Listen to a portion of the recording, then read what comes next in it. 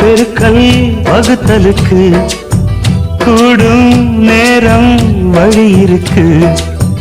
இருக்கிற நாள இருவரும் சேர்ந்து இணை பிரியாம கழிச்சிட வேணும்.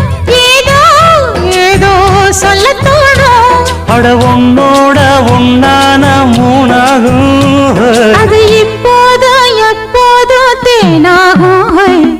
பள்ளிக்கூடம் போகலாமா, அதுக்கு புத்தகத்தை வாங்கலாமா?